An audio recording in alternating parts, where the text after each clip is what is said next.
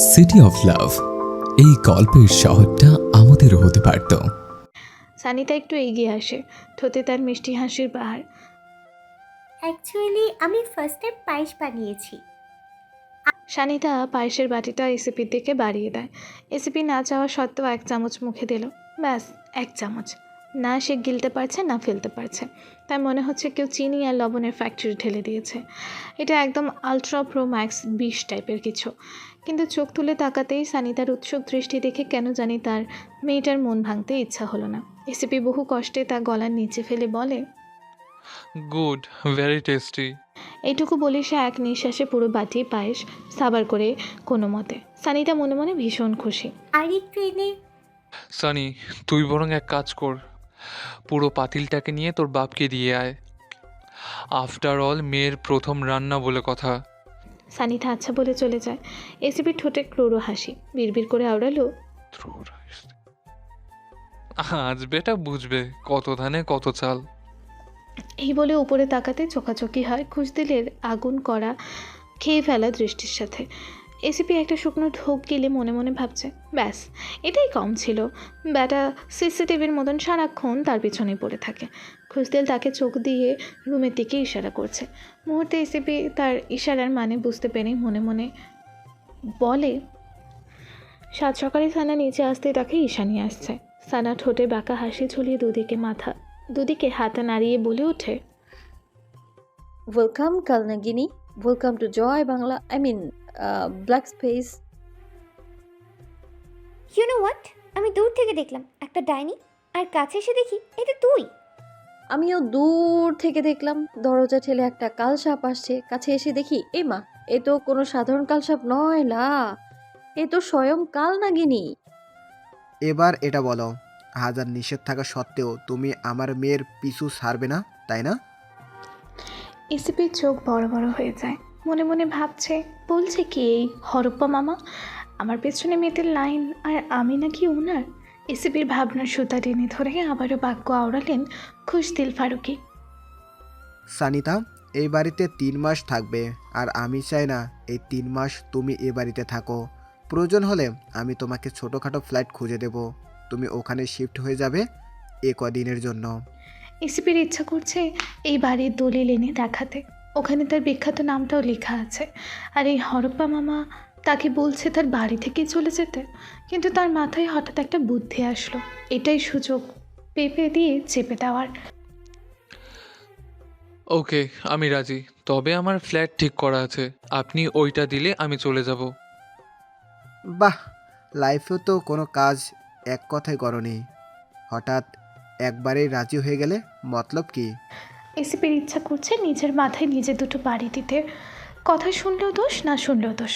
ভেসে এলো আবার খুশদিল ফারুকের কণ্ঠ। যাই হোক, তুমি যখন চাইছো এখন বলো কোথাকার চাই। গুলশান 8, ব্লক 3-এর প্লটে। তুমি এত দামি ফ্ল্যাট দিয়ে কি করবে?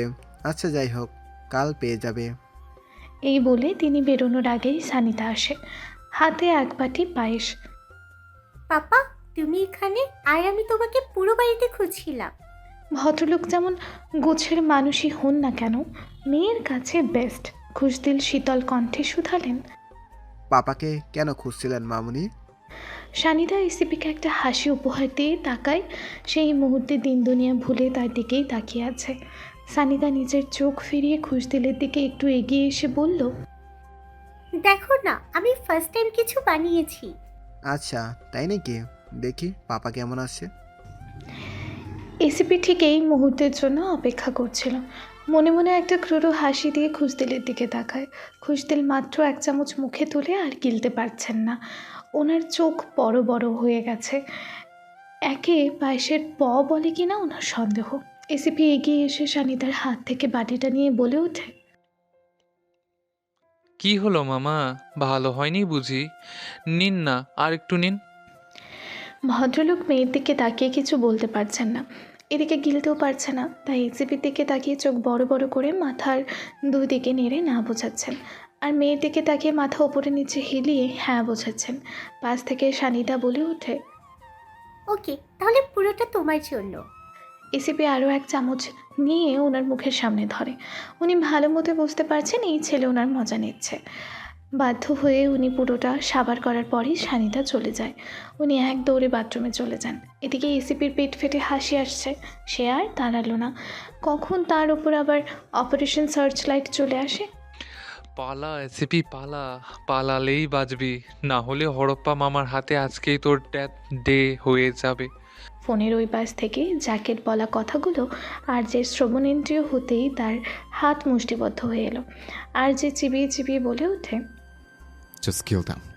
আর যে ফোন কাটার পর কালো লেদার জ্যাকেট পরে, মুখে কালো মাস্ক টেনে রুম থেকে বেরিয়ে পড়ে। যাওয়ার সময় সানা রুমের দিকে একবার লক্ষ্য করে, একটা দীর্ঘশ্বাস ছেড়ে নিচে পার্কিং লটের কাছে চলে যায়। সেখান থেকে নিজের অতি পছন্দের কালো সুজুকি হায়াবুসা বাইক নিয়ে বেরিয়ে পড়ে। সানার আজ একটু সকালেই ঘুম ভেঙে যায়। সে হাই তুলে নিচে আসতেই দেখে ঈশানী আসছে। সানা মাথায় দুষ্টু বুদ্ধি এঁটে ঠোঁটে বাঁকা হাসি ঝুলিয়ে এগিয়ে যায় ঈশানীর থেকে। সানা দুদিকে হাত নেড়ে বলে ওঠে, welcome Kalnagini, welcome to Joy Bangla, I mean black space. You know what, আমি দূর থেকে দেখলাম একটা ডাইনি, আর কাছে এসে দেখি এটা তুই। আমিও দূর থেকে দেখলাম দরজা ঠেলে একটা কালসাপ আসছে, কাছে এসে দেখি এ মা, এ তো কোনো সাধারণ কালসাপ নয় লা, এ তো স্বয়ং কালনাগিনী।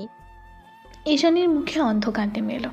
এই মুহূর্তে সানার সাথে ঝগড়া করে নিজের মুড খারাপ করতে চায় না, তাই তার পাশ কাটিয়ে আর্যে রুমের দিকে যাচ্ছিল। কিন্তু সিঁড়ির কাছে আসতেই সানা হাত দিয়ে বাদ সাথে। ঈশানী কপালে ভাঁজ ফেলে জিজ্ঞেস করে, কি অ্যাপয়েন্টমেন্ট? অ্যাপয়েন্টমেন্ট? কিসের? বারে, ঘরে সেলিব্রিটি থাকবে আর অ্যাপয়েন্টমেন্ট ছাড়া আমি যে কাউকে যেতে দেবো নাকি? দেখো, এখন আমার মজা করার একদম মুড নেই। আমারও নাই। হাজার দুই ফেল, তারপর জাহান্নামে যা, আই মিন উপরে যা। ঈশানী এটা নিয়ে 5 মিনিট সানার সাথে তর্ক করে অবশেষে বাধ্য হয়ে দিয়ে দিল। সানা টাকা নিয়ে ছেড়ে দিল তাকে, কিন্তু তার ঠোঁটের কোণে এখনও দুষ্টু হাসি। ঈশানী আর্যের রুমের সামনে দাঁড়িয়ে গত 10 মিনিট ধরে আর্যকে ডাকছে, কিন্তু আর্যে না দরজা খুলছে না ভেতর থেকে কোনো শব্দ আসছে। এবার তার সন্দেহ হলো। সে নিচে তাকিয়ে মালাকে জিজ্ঞেস করে, মালা, আজই কোথায়? স্যার তো সকাল থেকেই বাসাতে নেই। কি? ঈশানী মুহূর্তে বুঝে ফেলে সানার কারসাজি। এভাবে তাকে গোল খাওয়ালো। সে রাগে গজগজ করতে করতে সানার রুমের সামনে যায়। তার দরজাতে কয়েকটা ধাক্কা দিয়ে জোরে জোরে চিৎকার করে ওঠে, ডাইনি ব্লাডি গার্ল, তাকে আমি ছাড়বো না। এভাবে 5 মিনিট রাগ ছাড়ার পর হঠাৎ সানা পেছন থেকে বলে ওঠে, পারফেক্ট শট। ঈশানী তড়াক করে পেছনে তাকায়, দেখে সানা মোবাইল হাতে নিয়ে তার দিকে ধরে আছে। ডিয়ার কালনাগিনী, তুই এতক্ষণ যা যা বলেছিস সব আমি ভিডিও করে ফেলেছি। এখন এটা বল, আমি যদি এগুলো সোশ্যাল মিডিয়া ভাইরাল করি তাহলে আমি ফেমাস হব কি না? সামনে থাকা ঈশানী এবার একটু ভয় পেয়ে গেল। তার গলা শুকিয়ে আসে, কেননা এমন ভিডিও ভাইরাল হলে তাকে প্রচুর ট্রোলের শিকার হতে হবে। সে মুখে মেকি হাসি ফুটিয়ে তুলে বলল, তুই এমনটা করতে পারিস না। তুই খুব ভালো করেই জানিস আমি চাইলে তোকে এখান থেকে ধাক্কা মেরে নিচে ফেলে দিতে পারি। কি চাইস সেটা বল। বাহ, একদম লাইনে। বেশি কিছু না, জাস্ট ওই সময় যা দিয়েছিস তার থেকে 5 গুণ বেশি দিবি। আবে না, হ্যাঁ বল, তুই দিবি কিনা সেটা বল, না হয় আমি এখনই এটা পোস্ট করে দিচ্ছি। ঈশানী বাধ্য হয়ে সানাকে আরও 10,000 দিয়ে দেয়। That's like a good Kalnagini, I mean good girl. এভাবেই মাঝে মাঝে সকাল বিকাল আসবি, আর আমার ব্যবসার ঘরে লাল সবুজ বাতি জ্বলবে। এই বলে ঈশানী বাহুতে দুটো চাপড় দিয়ে সানা ঈশানীকে একটা ঠান্ডা হাসি উপহার দিয়ে নিজের রুমের সামনে গিয়ে আবারও ফিরে তাকায়। বাই দ্য ওয়ে কালনাগিনী, আমি না ক্যামেরা অন করতেই ভুলে গিয়েছিলাম। এইবার ঈশানী ক্রোধিত হয়ে তার রুমের দিকে যেতেই সানা ঠাস করে ঈশানীর মুখের উপর দরজাটা বন্ধ করে দেয়। ঈশানীর রাগে লাল হওয়া মুখ নিয়ে দরজায় কতক্ষণ আঘাত করে চলে যায়। এদিকে সানা হাসতে হাসতে নিচে বসে পড়ে। আজ এই কালনাগিনীকে ভালো মতো লুটে নিয়েছে। সে জানতো আর যে বাড়িতে নাই। আহা, কি মানসিক শান্তি। সানা একবারে অফিসের জন্য রেডি হয়ে নিচে আসে নাস্তা করতে। সে টেবিলে বসে ভাবছে, আজকে এই লোকের কী হলো? সকাল থেকেই দেখা যাচ্ছে না, কোথাও আবার রাতারাতি গায়েব হয়ে গেল নাকি?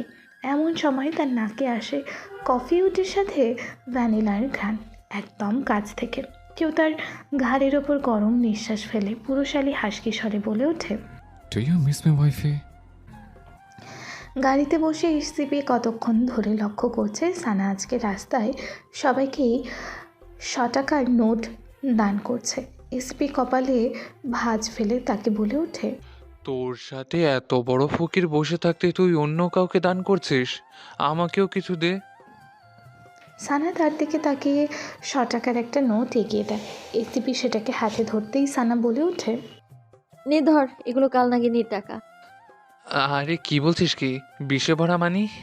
না না, নেয় না, নে আরো নে। আব্বে হ্যান্ড ওয়াশ দে ইয়া।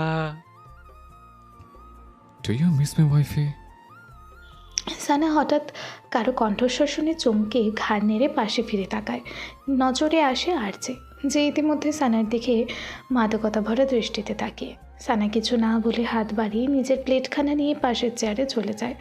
আরজে কিছুটা ব্যথিত হলো সানার নীরবতায়। তারপরও সানার বসা ওই চেয়ারে বসে পড়ে। সানা চুপচাপ নিজের খাবার খাচ্ছে। সানা চায়ের কাপের জন্য হাত বাড়ানোর আগেই আরজে কাপটা এগিয়ে দিল তার দিকে। সানা নির্বিঘ্নে নিজের চা পরোটা একমনে খেয়ে চলেছে।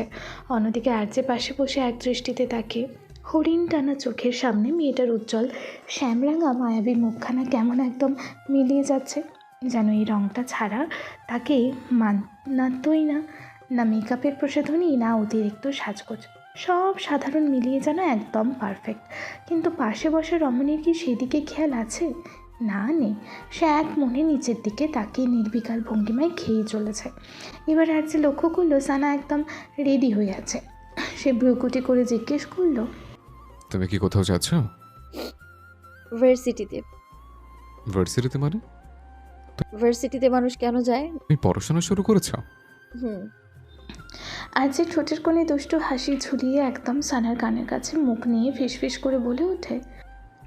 তুমি চাইলে আমি তোমার বায়োলজির ক্লাস নিতে পারি। সানা ভাব পরিবর্তন হলো না। সে সামনের থেকে আর একটা পরোটা নিতে নিতে বলল, আমি আর্টস স্টুডেন্ট। আর্যের মনে হলো কেউ তার মুখের উপর এক বালতি জল ফেলে দিয়েছে। সে মুখটাকে বিচার করে বলে ওঠে, ও আচ্ছা, আমি কামালকে বলে দিচ্ছি, ও তোমাকে দিয়ে আসবে। নো থ্যাঙ্কস, আমি ক্যাব বুক করে নিয়েছি। আর যে কামালকে ফোন দেওয়ার জন্য মাত্র ফোন নিয়েছে। সানার কণ্ঠস্বর কানে আসতেই নিজের হাতের কানা চেপে ধরে শক্ত কণ্ঠে শুধালো, সানা, ডোন্ট ফোর্স মি। আমি এমন কিছু করি যেটা তোমার পছন্দ হবে না। কিন্তু ওই পাশের রমণীর থেকে কোনো জবাব আসলো না। সে নীরব নিভৃতে উঠে চলে গেল। সানার এড়িয়ে যাওয়া আর্যের বুকে ছুরি গাঁথার মতো মনে হলো। সে রাগে টেবিলে সব কিছু হাত বাড়িয়ে ফেলে দিল। কাছের জিনিসগুলো মুহূর্তেই ছনছন করে ভেঙে চুরমার হয়ে গেল। আর যে 2 আঙুল লে নিজের মাথা ঘষে ভাবে, মেয়েটা কেমন চুপচাপ হয়ে গেছে আজকাল, কেমন যেন তার থেকে দূরে দূরে থাকছে। কিছুদিন আগেও আর যে রাত করে বাড়ি ফিরলে সানা তার জন্য বসে থাকতো, এটা সেটা জিজ্ঞেস করতো। কিন্তু কাল সারা রাত সে বাড়িতে ছিল না। অথচ মেয়েটা জিজ্ঞেস তো দূর, একটা খোঁজও নিল না। কোথাও সানা অন্য কাউকে, না না, সে আর ভাবতে পারছে না। যদি এমন কিছু হয় তাহলে আগে ওই ছেলেকে খুন করবে। আর যে 2 হাতে নিজের মাথা চেপে ধরে বিড়বিড় করে আওড়ালো, তোমার অভিযোগগুলোই সুন্দর ছিল, তোমার নীরবতা আমাকে ভেতর থেকে পুড়িয়ে দিচ্ছে। অথচ আমি চাইতাম তুমি এমনই থাকো। এসিপির নতুন কালো মার্সিডিজ জি ওয়াগন জিপে বসে আছে সানা। সে কামালকে আচ্ছা মতন গোল খাইয়ে এসেছে। এসিপির নতুন গাড়ি দেখে অনেকটা অবাক হয়েছিল বটে। রোজ নতুন নতুন গাড়ি কোথা থেকে পাস তুই? কোথাও আমাকে না বলে ব্যাংক ডাকাতি করিস নি তো তুই? ব্রো এর থেকে। এবার সানা নাক মুখ কুচকে কিছুটা ব্যঙ্গ করে বলে ওঠে, একে তো ভাইয়ের টাকা, তার উপরে তুই ফুটানি দেখাচ্ছিস? সর এখান থেকে, ফকিনি কোথাকার। এসিপি একটি কথাও বাড়ালো না। বাড়ালেই তাকে আরও এক গাদা অপমান শুনতে হবে। কিন্তু কিছুক্ষণ থেকেই লক্ষ্য করছে সানা আজকে সবাইকে 100 টাকার নোট দান করছে।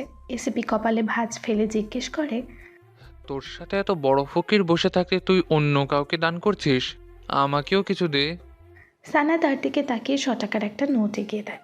এসিপি সেটাকে হাতে ধরতেই সানা বলে ওঠে, নে ধর, এগুলো কাল নাগিনীর টাকা। না না, নেয় না, নে আরো নে। এই নে, টিস্যু দিয়ে কাজ চালা। নিয়েছিস কিভাবে? লুটে নিয়েছি। বাহ দিদি বাহ, একদম বেশি করে নিতি। তুই তো জানিস আমি মেয়েটা খারাপ হতে পারি, কিন্তু মনটা একদম কাকের মতো সুন্দর, জিলাপির মতো সোজা, পাথরের থেকেও নরম। আমি কি কাউকে বেশি লুটতে পারি বল? এবার দুজনেই উচ্চ হাসিতে ফেটে পড়ল। গাড়ি চলতে থাকলো তার আপন গতিতে। জাওয়ান ম্যানশনের হলরুমের সামনাসামনি বসে আছে আরজে আর মিসেস সোফিয়া। পুরো কক্ষ এক অদ্ভুত নিস্তব্ধতা বিরাজ করছে। আরজে একটু আগে এসেছে, সোফিয়ার হাতে অফিসের কাগজপত্র। প্রথম নীরবতা ভাঙে আরজে বলে ওঠে, মম, আমি ডিসিশন নিয়ে নিয়েছি। আমি বিয়ের ব্যাপারটা পাবলিক করব। সোফিয়া বিদ্যুৎ বেগে আরজের দিকে অবাক করার দৃষ্টিতে নিক্ষেপ করলেন। রনো বেটা, do you lost your mind? RJ মুখ খুলে কিছু বলার আগেই তিনি আবারও শীতল কণ্ঠে বলেন, তুমি জানো তুমি কোথায় আছো?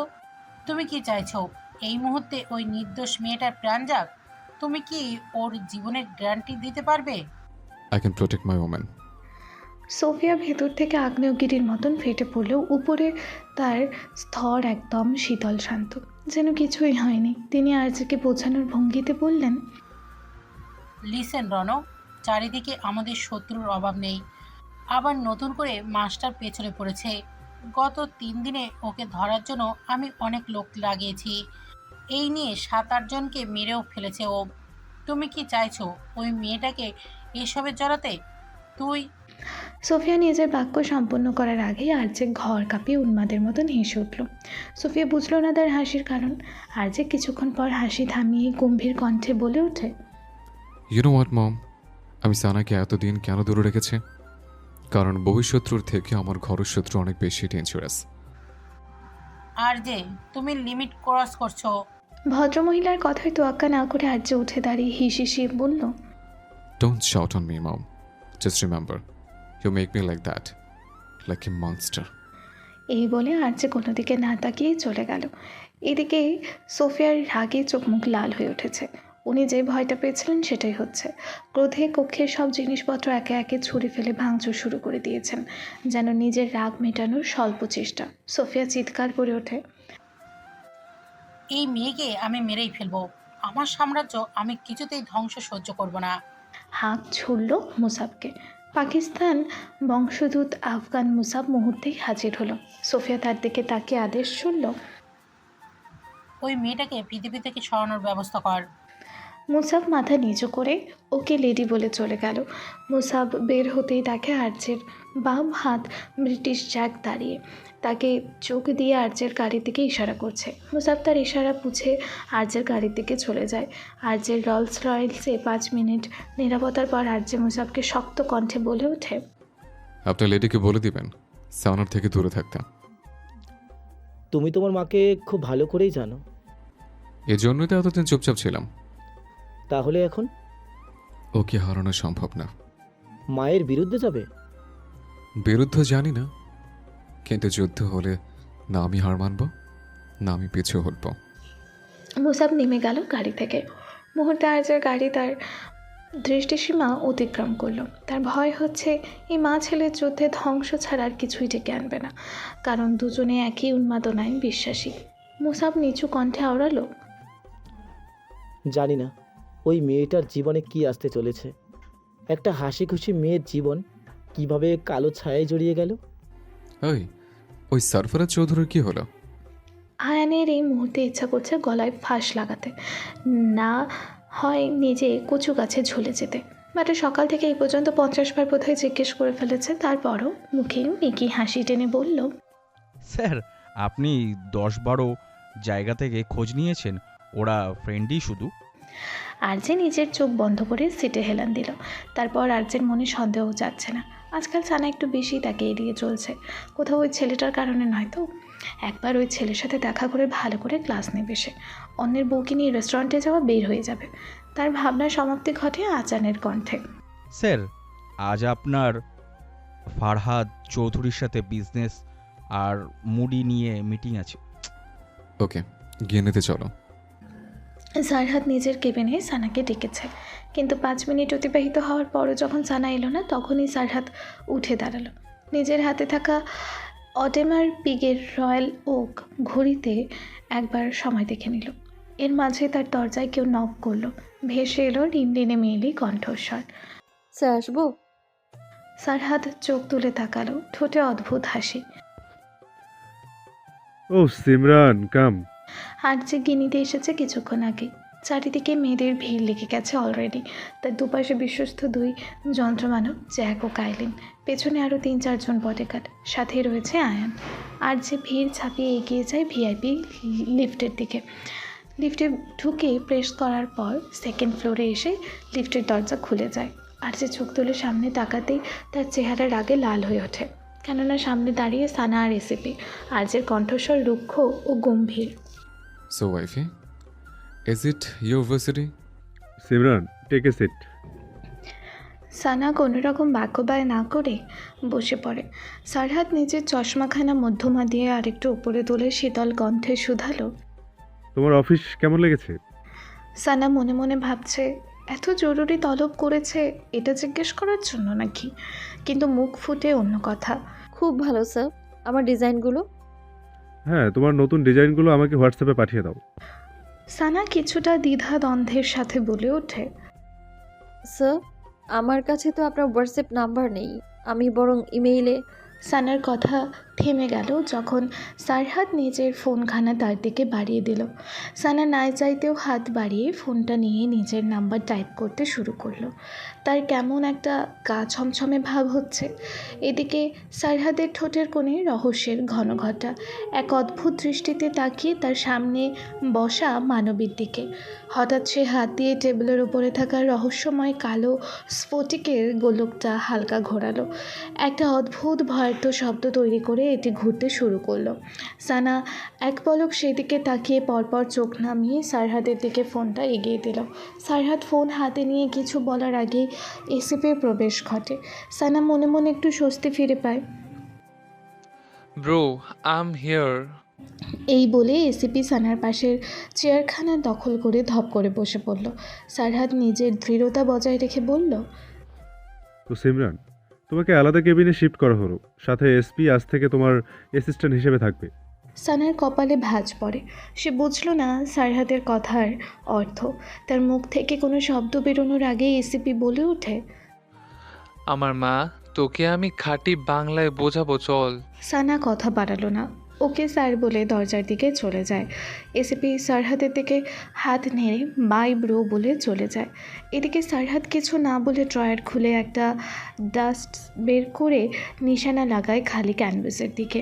নিখুঁতভাবে লেগে যায় তার নিশানা ঠিক মাঝখানে। সারহাদ ঠোঁটের কোণে অদ্ভুত হাসির রেখা ফুটে গম্ভীর কণ্ঠে বিড়বিড়ালো, it's your turn to paint. গিনির উত্তপ্ত দুপুরকে চিরে এক রাজকীয় গর্জনে ঢুকে আর্যের দামি রোলস রয়েলস গাড়ির দরজা খোলার সঙ্গে সঙ্গে মহাকর্ষ যেন থমকে গেল কয়েক সেকেন্ডের জন্য।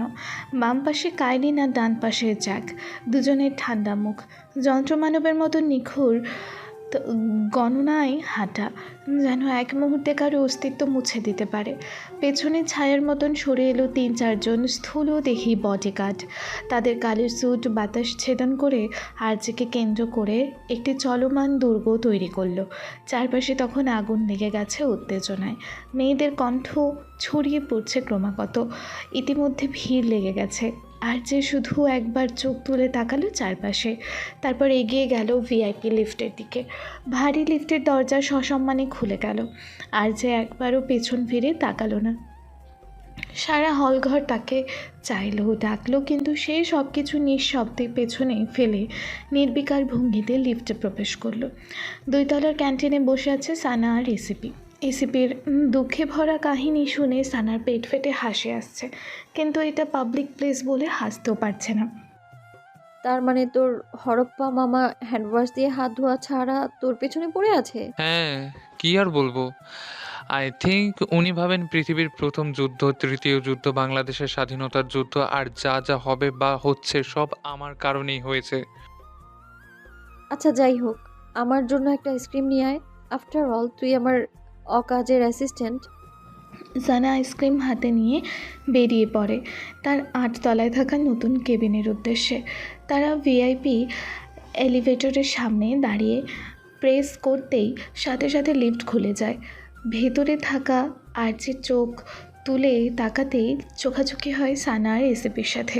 এসিপির চোখ বড় বড় হয়ে যায়, বিড়বিড় করে বলে ওঠে, ও শিট, এসপি আজ তো গায়া কামছে। সামনে সামনে থাকা আর্যের দেহে এক মুহূর্তের জন্য শীতল ধাক্কা অনুভব করলো। সব কিছু যেন হঠাৎ অপ্রাসঙ্গিক হয়ে গেল। মুহূর্তে চোয়াল শক্ত হয়ে এলো তার। হাত মুষ্টিবদ্ধ করে ভেতরের আগ্নেয়গিরি সংবরণের যথাসাধ্য চেষ্টায় আর্যে। সে নিজেই নিজেকে বোঝালো এটা পাবলিক প্লেস। এদিকে সানা একটা শুকনো ঢোক গেলে মেকি হাসি দিয়ে বলে, লিফট ফুল, আমরা নেক্সটে। তার বাক্য সম্পূর্ণ করতে না দিয়ে আর্যে চোখ তুলে তাকালো তার দুপাশে। সাথে সাথে আয়ান ছাড়া সবাই বেরিয়ে পড়ে। সানা রেসিপি দ্বিধাদ্বন্দ্বের মধ্যেই ঢুকে পড়ে। মুহূর্তে লিফট ক্লোজ হয়ে যায়। আর্যের চোখ দুটো অন্ধকারে ডুবে গেল। তার ইচ্ছা করছে এই মুহূর্তে এই ছেলের নকশা পাঠাতে। আর এক মুহূর্ত না দাঁড়িয়ে হঠাৎ রেসিপিকে ধাক্কা দিয়ে সাইডে সরিয়ে দিল। দাঁড়িয়ে যায় সানার একদম গা ঘেঁষে। সানার দিকে খেয়াল নেই। সে এক মনে ভেবেই চলেছে এখান থেকে কিভাবে বাঁচা সম্ভব। ওপরওয়ালা এবারের মতন বাঁচিয়ে দিলে সে 2 টাকা দান করবে নিজের পকেট থেকে। অন্যদিকে এসিপি আকস্মিক আক্রমণে দেয়ালের সাথে ধাক্কা খায়। সে নিজেকে সামলে কিছু বলার আগেই ভেসে আসে আর্যের গম্ভীর রুক্ষ কণ্ঠস্বর, আমার অক্সিজেন আসছে না। পেছনে থাকা বেচারা আয়ান বুঝল না আর্যের কথা। সে অবুঝ স্বরে বলে ওঠে, স্যার লিফটে অক্সিজেন আসবে কোথা থেকে? আর্যের মাথায় অলরেডি রক্ত চেপে আছে। তার উপর এটা, তার ইচ্ছে করছে এই মুহূর্তে একে নিচে ফেলে দিতে। সবাই ঘরশত্রু বিভীষণ। আর্যে তার দিকে কটমট দৃষ্টি নিক্ষেপ করতে আয়ান চুপ হয়ে যায়। সে এবার এসিপির দিকে অগ্নিঝরা চাহনিতে তাকায়। এসিপি মুখে মেকি হাসি টেনে বলে ওঠে, ওয়াটার স্যার। তার বাক্য সম্পন্ন হওয়ার আগেই আর্যে হাত উঁচিয়ে থামিয়ে দিল। নিজের দন্তপাটি পিষে বলে ওঠে, what is surprise, big fan bro, এটুকু আমি জানি। কিন্তু তুমি কি জানো শি ইজ ম্যারিড? হ্যাঁ, শুরু থেকেই।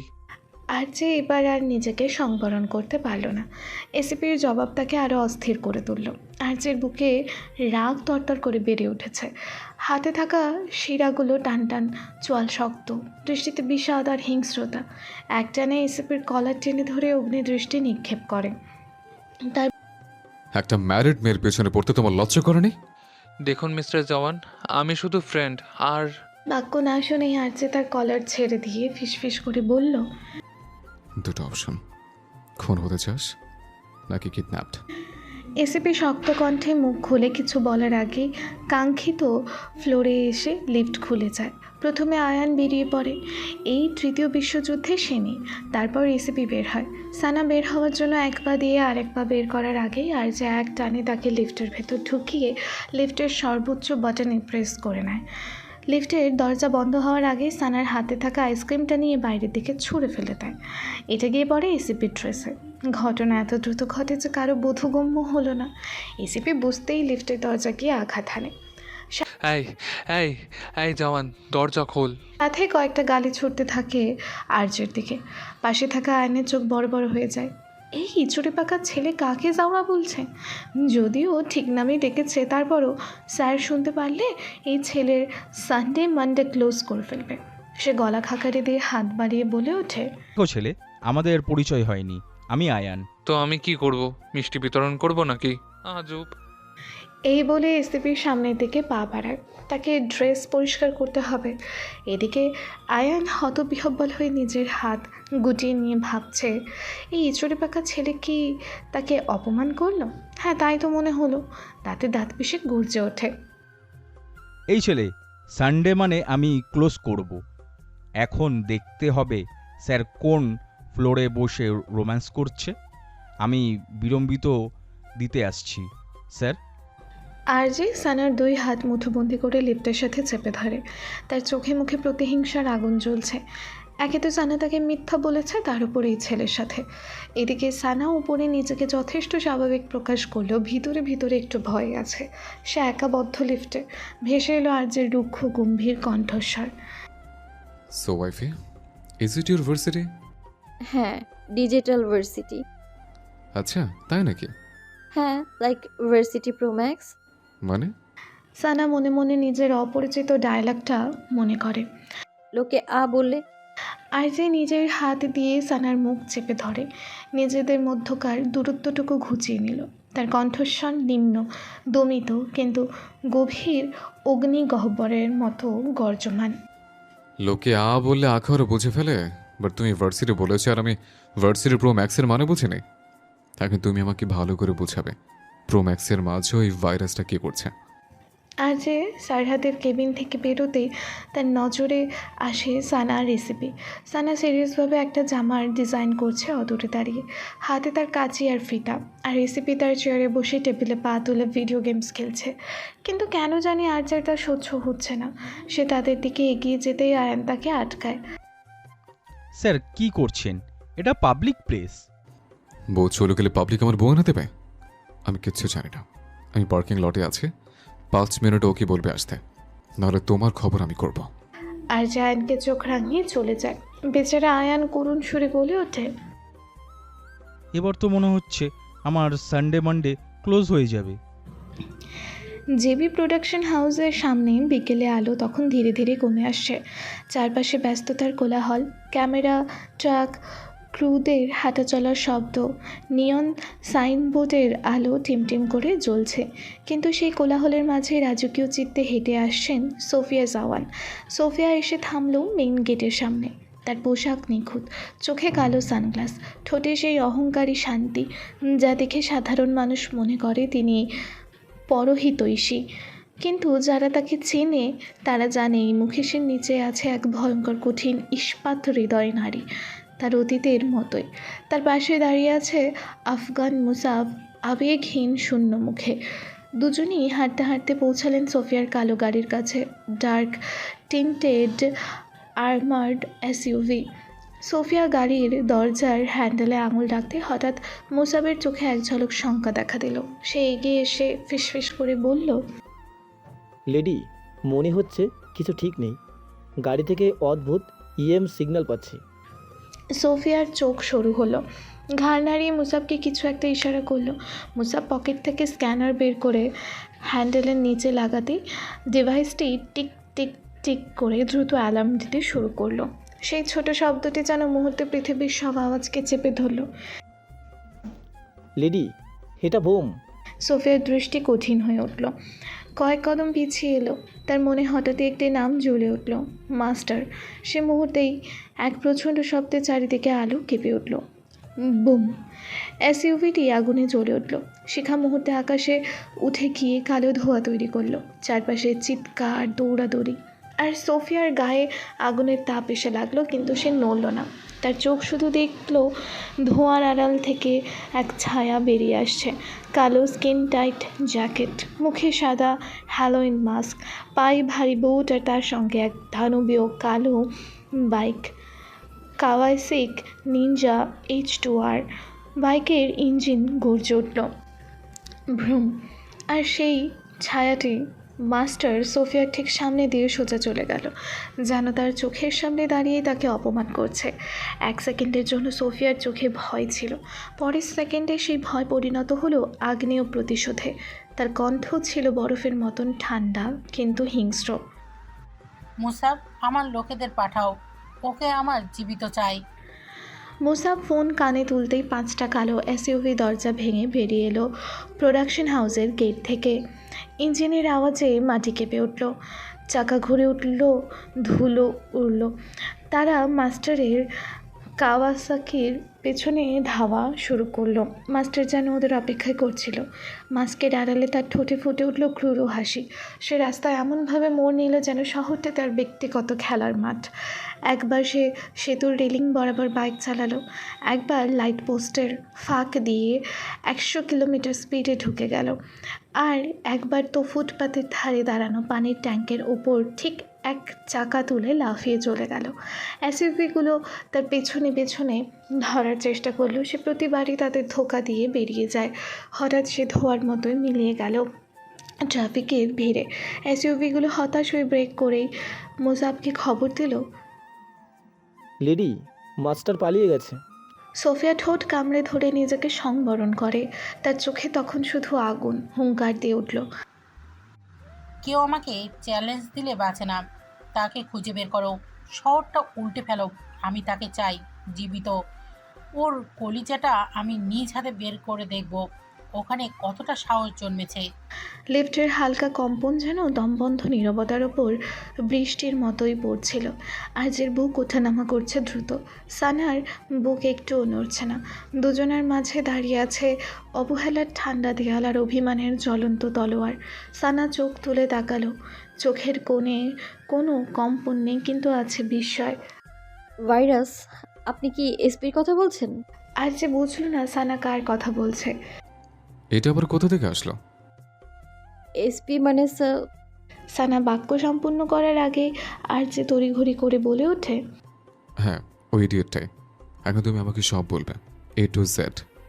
ও আমার friends plus assistant and that's my workplace. আর্যের কপালে ভাঁজ প্রসারিত হলো। কণ্ঠে রাগের পরিবর্তে প্রকাশ পায় বিস্ময়। Work place? তুমি এখানে জব করো? ব্যাস এক মুহূর্ত সামনের রমণীর এমন হেয়ালিপনা দেখে আর্য আবারও নিজ সত্তায় ফিরে এলো। দন্তপাটি পিষে হিসিয়ে বলে ওঠে, রণবীর আমার স্ত্রী অন্যের কোম্পানিতে জব করবে, তুমি এটা ভাবলে কিভাবে? সানা জবাব দিল না। তার জবাব না দেওয়াটাই যেন সবচেয়ে বড় অসহ্যকর মনে হলো আর্যের কাছে। আর্যের শিরা ফুলে উঠল রাগে। সে আবারও সামনে এগিয়ে এলো, দৃষ্টি সানার চোখে গেঁথে দিল। গর্জে উঠল সে, সে সামথিং ইডিয়েট। সানা এবার ধীরে তাকালো তার দিকে। চোখে না অশ্রু না অভিযোগ, শুধু এক অদ্ভুত দীর্ঘশ্বাসে ভরা। আর যে বাক্য সম্পন্ন করার আগেই ভেসে এলো বিপরীত পক্ষের নিরেট কণ্ঠস্বর, ভালোবেসেছেন কখনো কাউকে? আর যে হঠাৎ এমন প্রশ্নে কিছুটা হতবিহ্বল হয়ে পড়ে। কয়েক পলকের মধ্যেই হাতের বাঁধন অনেকটা শিথিল হয়ে আসে। এই প্রশ্নের উত্তরে তার শব্দগুলো কেমন আটকে আসছে গলায়। সানা কয়েকদিন থেকেই লক্ষ্য করেছে আর্যের পরিবর্তন। সে নিজের হাত ছাড়িয়ে আর্যের চোখে চোখ রেখে আবারও প্রশ্ন ছুড়ল, কখনো কারোর জন্য অপেক্ষা করেছেন? আর্যের ভেতরের আগুন হঠাৎ নিভে গিয়ে ঘন ধোঁয়ায় রূপ নিল।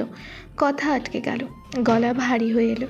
সানা একটা তাচ্ছিল্যের হাসি দিয়ে আর্যের বুকের বাম পাশে মৃদু ধাক্কা দিয়ে বলে ওঠে, যেদিন এই হৃদয়টা সত্যিকার অর্থে কারোর জন্য স্পন্দিত হবে, ওই দিন আপনি বুঝবেন পৃথিবীর সবচেয়ে দীর্ঘ সময় হচ্ছে অপেক্ষা, যেখানে 1 সেকেন্ডও 1 যুগ মনে হয়। আরে আপনি তো আমার 2 সেকেন্ডের নীরবতাই মেনে নিতে পারেননি, আর দূরে থাকতো 1 বছর। তখন আপনি বুঝবেন কারো সূক্ষ্ম অবহেলাটা আপনার হৃদয়কে কিভাবে বিষণ্ণ করে তোলে। আপনার সমস্যা কি জানেন? আমার যত্ন আর অপেক্ষার প্রতি আপনার একটা মোহ জন্মেছে, তাও ক্ষণিকের। তা কেটে গেলেই আবার আগের জীবনে ফিরে যাবেন। যদি তা ক্ষণিকের না হয়?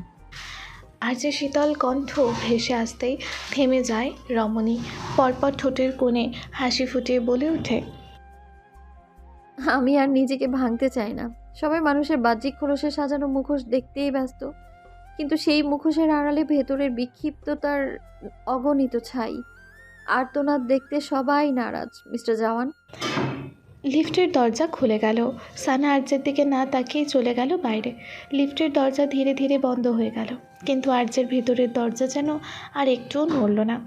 করিডোরের আলো তার মুখে পড়ে দেয়াল দেখালো রাগের পরতে পরতে জমে থাকা ভাঙচুর আর ভেতরের এক বিপজ্জনক শূন্যতা। সে থমকে দাঁড়ালো। পায়ের নিচে বিস্তর নরম কার্পেট, কিন্তু তার বুকের ভেতর যেন তীক্ষ্ণ ভাঙা কাচের টুকরো ছড়িয়ে আছে। সানার বলা বাক্যগুলো কেমন তীরের মতন এসে তার বুকে গেঁথে যাচ্ছে। আর যে এক হাতে নিজের চুল চেপে ধরল, রাগে নয়, হতাশায় নয়, বরং এমন এক অচেনা যন্ত্রণায়। সানার নিরেট শান্ত অনড় মুখ বারবার চোখের সামনে ভেসে উঠল। কোনো কান্না নয়, কোনো অভিযোগ নয়, শুধু এমন এক নীরবতা যা হাজারটা শব্দের চেয়েও বেশি ধারালো।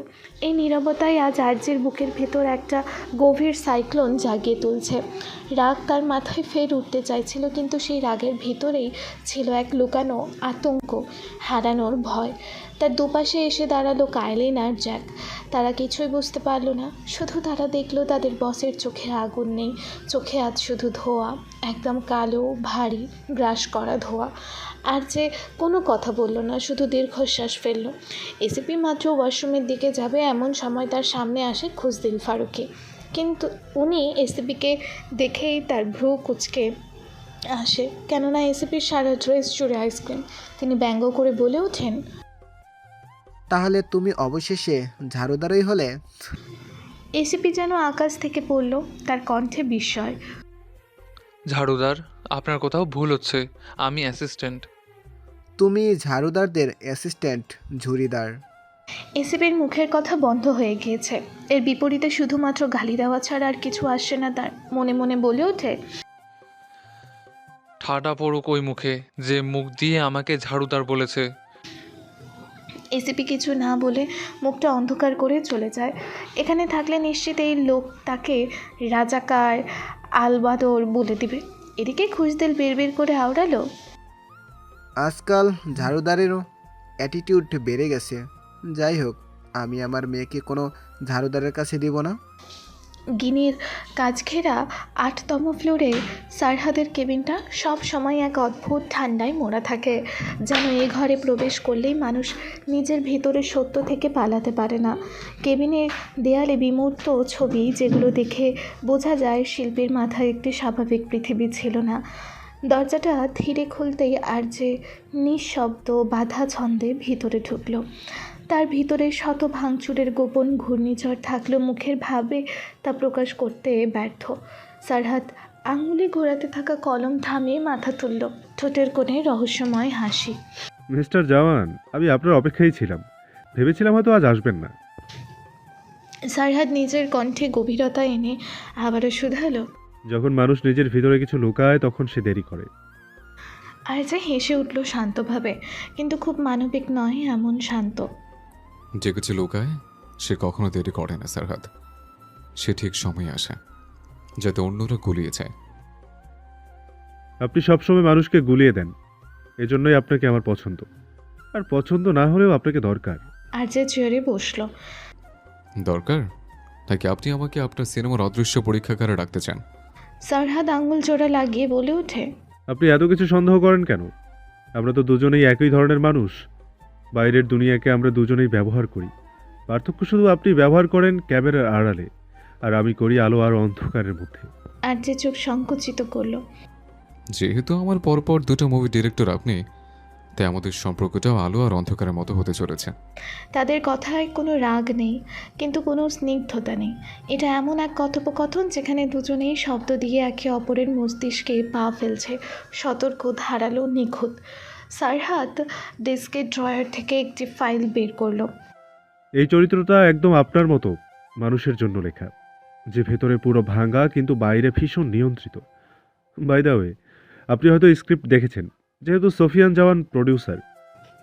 আর যে পাতাগুলো দেখলো, তার ঠোঁটের কোণে অদ্ভুত হাসি ফুটলো। দেখেছি, তাই এটা আমি করতে চেয়েছি। কারণ চরিত্রটা আমি নই, এটা শুধুমাত্র আমার একটা রূপ। সারহাদ এবার সত্যিকারের হাসলো, ঠান্ডা হিম ধরা সেই হাসি। ইউ নো আর যে, আমরা দুজনেই স্বাভাবিক মানুষের মতো নই। আপনার মাথার ভেতর যে নীরবতা, সেটা আমার গল্পে দরকার। আর আমার গল্পের অন্ধকার, সেটা আপনি ছাড়া কেউ ধরে রাখতে পারবে না। আর যে উঠে দাঁড়ালো, হাতে স্ক্রিপ্ট। রাইট, এবার বিজনেসের ব্যাপারে কথা বলা যাক। Yeah sure. কেবিনে আলো আরও ম্লান হয়ে গেল। ভেতরে দুজন মানুষ নয়, বরং দুজন ছায়ার মতন। এক একটিতে আগুন, অন্যটিতে বরফ। তাদের কথাবার্তায় এমন রহস্য যা কেউ ধরতে পারে না, কিন্তু যারা শোনে তারা জানে পরবর্তী সিনেমাগুলো আর সিনেমা থাকবে না, হয়ে উঠবে ভয়, নীরবতা আর নিয়ন্ত্রণের খেলা। আর যে বেরোনোর আগে দেয়ালের চিত্রকর্মগুলোর উপর দৃষ্টি ফেলে ঠান্ডা শীতল কণ্ঠে বলে ওঠে, I like your painting. সারহাদ কপালে কিছুটা ভাঁজ ফেলে গম্ভীর কণ্ঠে বলে ওঠে, ফার্স্ট টাইম কেউ চিনতে পেরেছে এগুলো আমার করা পেইন্টিং। আজ যে মুখের হাসি চওড়া হলো। সে দরজার দিকে এগিয়ে যেতে যেতে বলল, The way one artist senses another, and one devil recognizes its twin in wickedness. A monster too never fails to recognize one of its own. আর যে সারহাদের দৃষ্টির সীমা অতিক্রম করতেই হঠাৎ সারহাদ ভয়ঙ্কর শব্দের হাসিতে ফেটে পড়ল।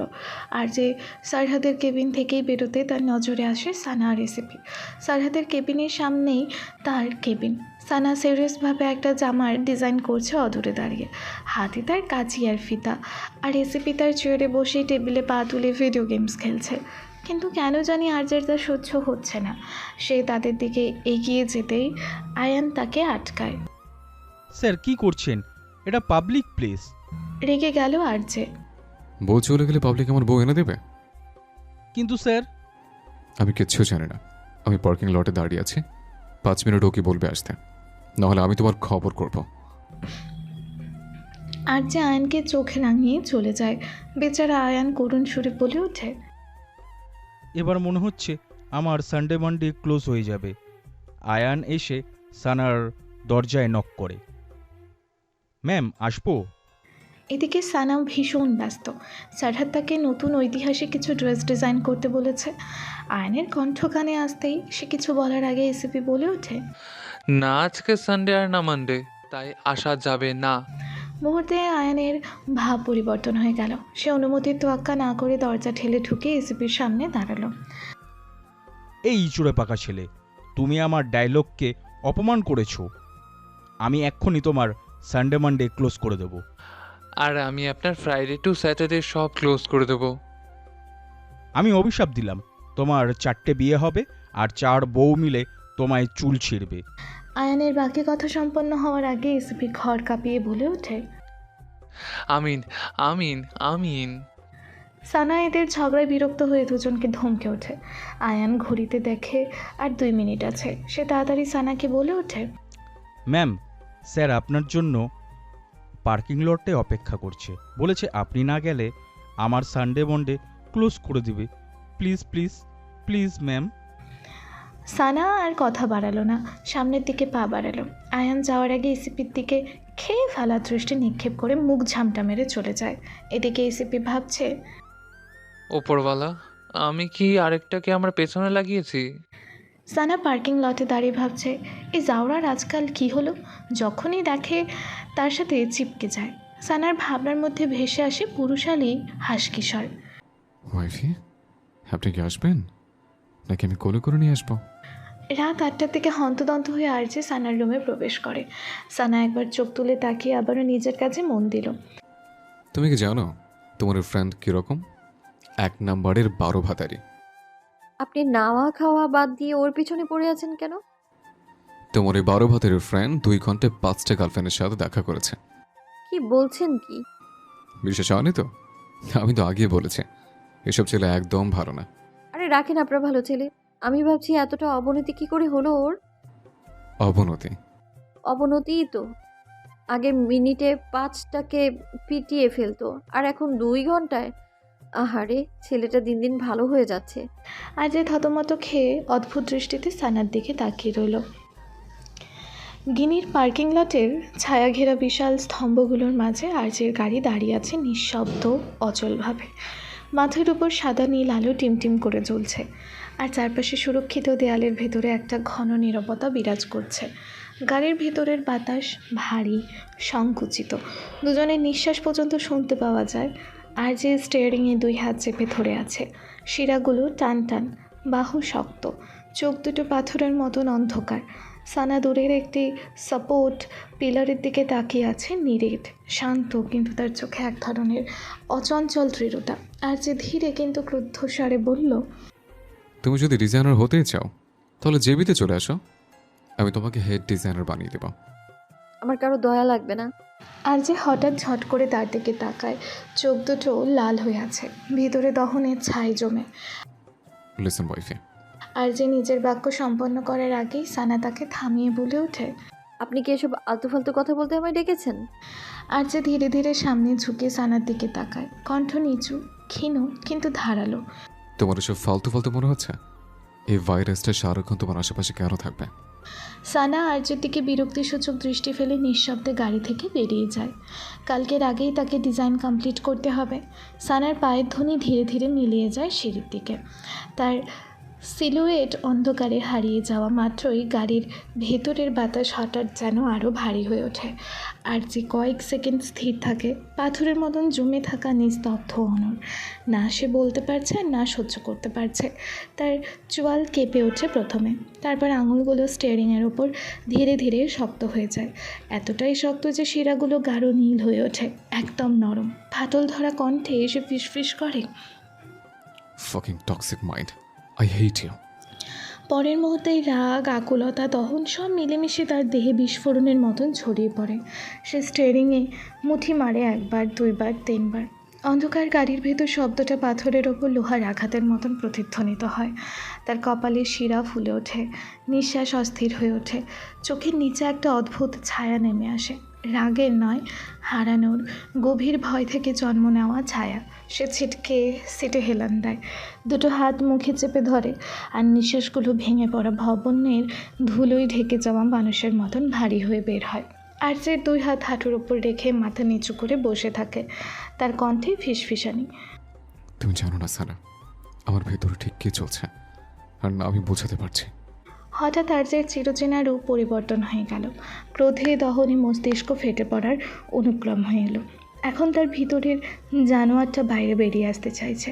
আর্য নিজের চুল খামচে ধরে দুই হাতে, নিজেকে শান্ত করার যথাসাধ্য প্রচেষ্টা চালানোর পর সে আটকাতে পারছে না। এবার তার ওটা দরকার, না হয় যে কোনো সময় যে কোনো কিছু ঘটে যেতে পারে। সে তাড়াতাড়ি গাড়ির সিক্রেট বক্স খুলে একটা ইঞ্জেকশন নিয়ে নিজের কাঁপা কাঁপা হাতে পুশ করে দেয়। ধীরে ধীরে বড় বড় শ্বাস ফেলে সিটে হেলান দিয়ে বসে পড়ে। জ্যাকের কণ্ঠে আর্যের চোখ মিলে তাকায়। বস, ওই মাস্টার লেডির গাড়িতে বোম রেখেছে। হোয়াট? মম কোথায়? লেডি ঠিক আছে।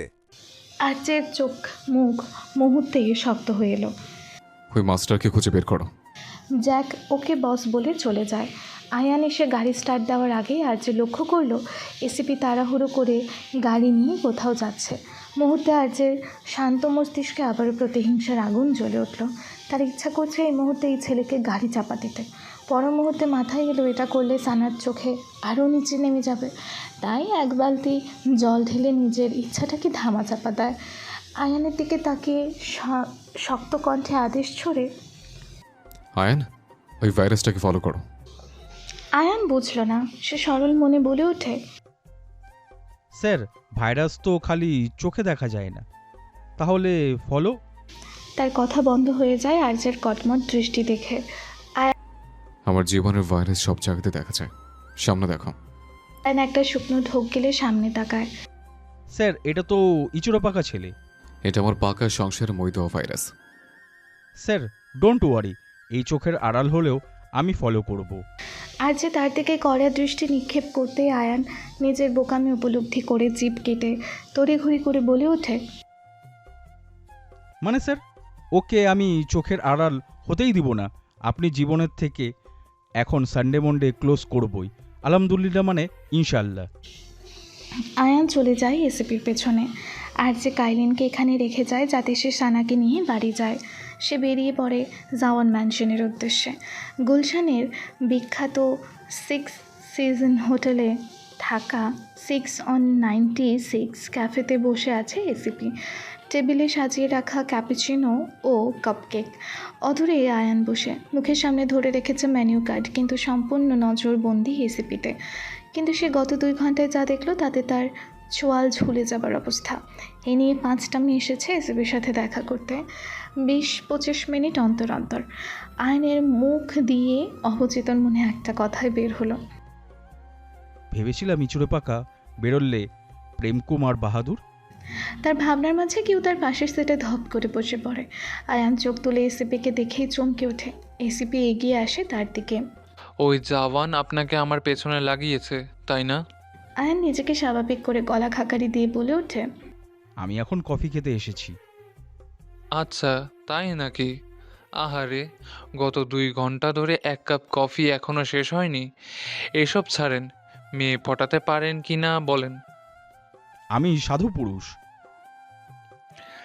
রাখেন আপনার সাধুগিরি, আসুন আপনাকে অসাধু পুরুষ বানাই। আপনাকে দেখাবো কিভাবে মেয়ে পটাতে হয়।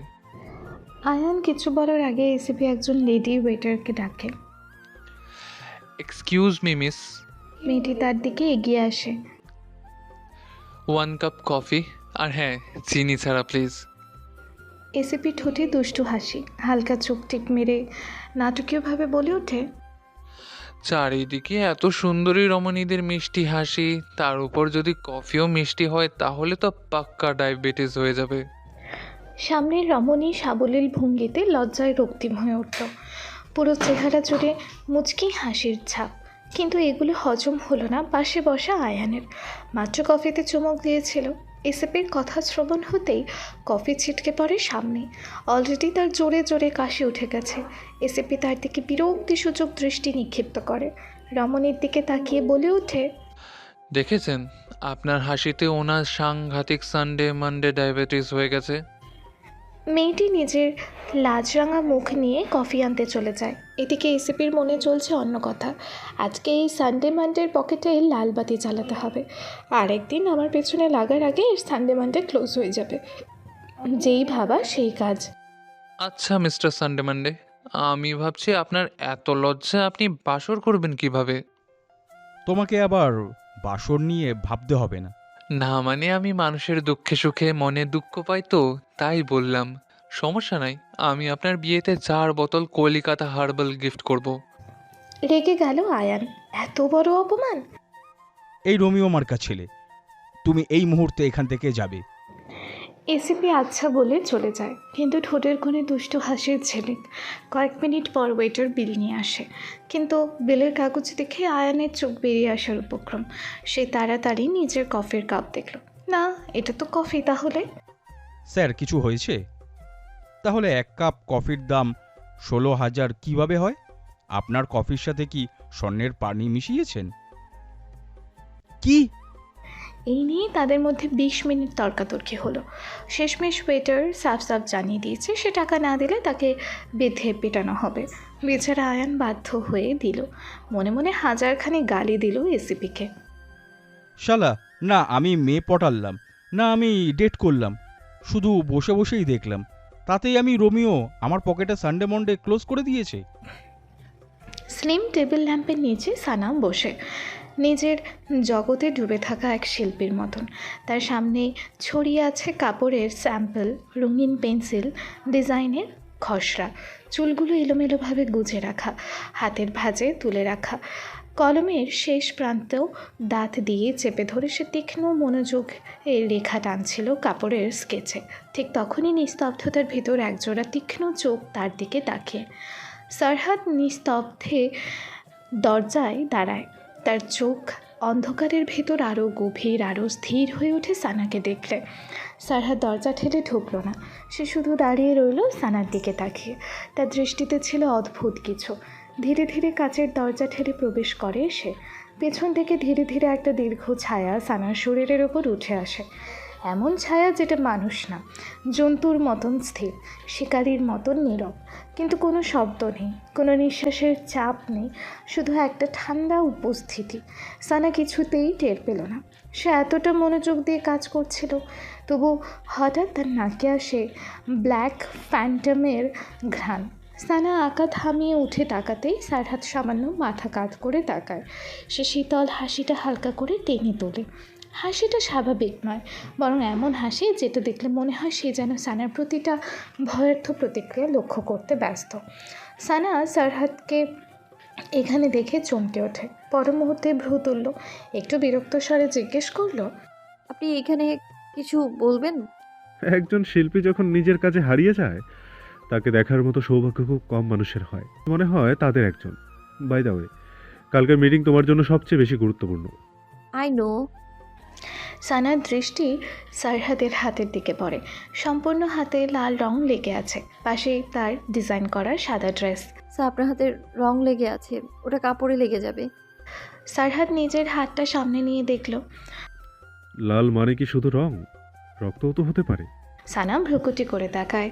সারহাদ এবার উচ্চ শব্দে হেসে বলে, ডোন্ট ওয়ারি, এটা রং। সানা আবারও তার কাজে মন দিল।